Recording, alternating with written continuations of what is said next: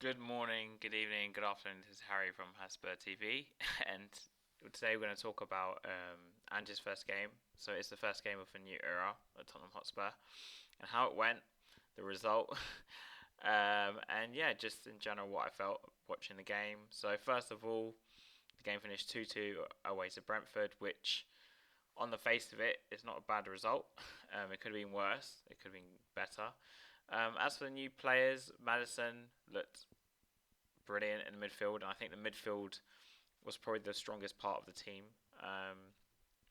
Van der Ven made his debut along with the Doji, even though obviously Doji was out on loan last season, and I thought those two impressed.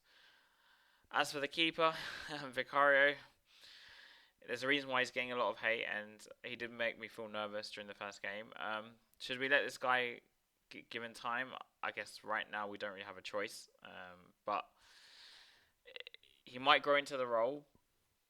But will he? Won't he? We're gonna have to see in the next, I think, 2 years.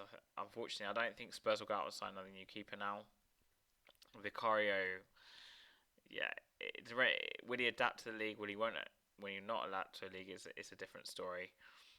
As for the game as a whole, Spurs probably played the most attacking football they played in the best part of like 2, 3, 4 years, I'd say, since Pochettino.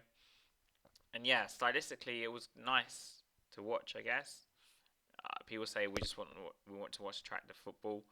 Like it was attacking football. It was nice to watch. Like I said, Madison was pretty good.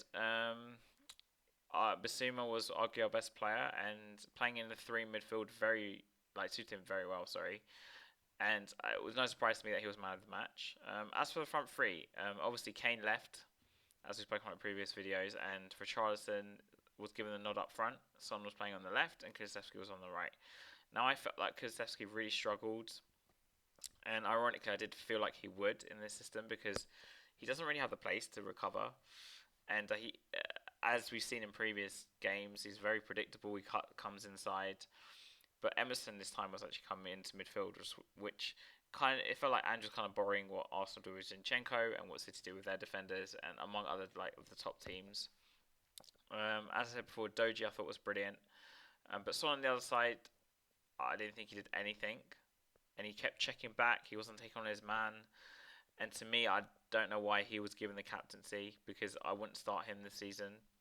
Richarlison deserves like a year to at least get given a shot up front. Of course, the club might go out and sign a striker, but he needs to given a proper chance in the middle, see what he can do. And there were reports that Richarlison wasn't fully fit, but we don't really have another striker. If you're not going to play Son there, Richarlison's the other option. So where do we need work after watching that first game? I'd say in defence. When Romero came off, Sanchez came in. Sanchez did here and there, I guess.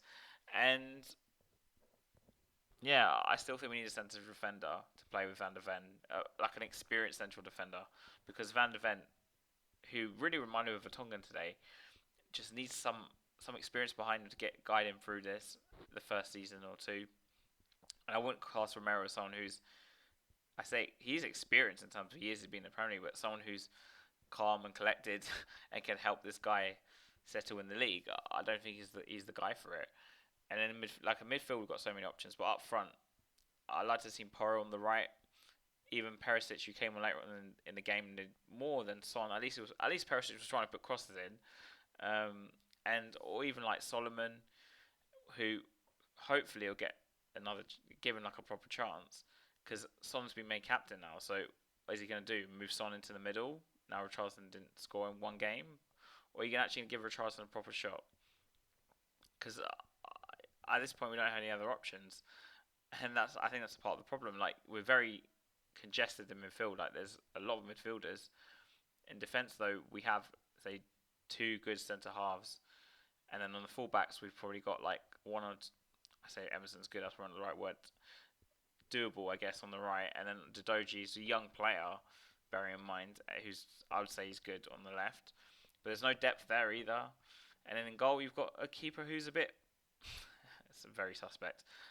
So where do we Spurs go from here? Well, we're gonna unfortunately gonna have to let this team play a few games before coming to conclusions because maybe Vicario will have a very good game next week against United because he's gonna have to, and the defense maybe will become more solidified. But we're gonna score goals. That's pretty obvious. But we're going to concede, hence why it was 2-2. And a lot of people would debate out the penalty. I think it was a penalty.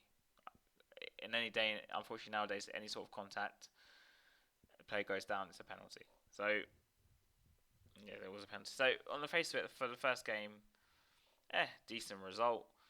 United next week. We'll see where we go from here.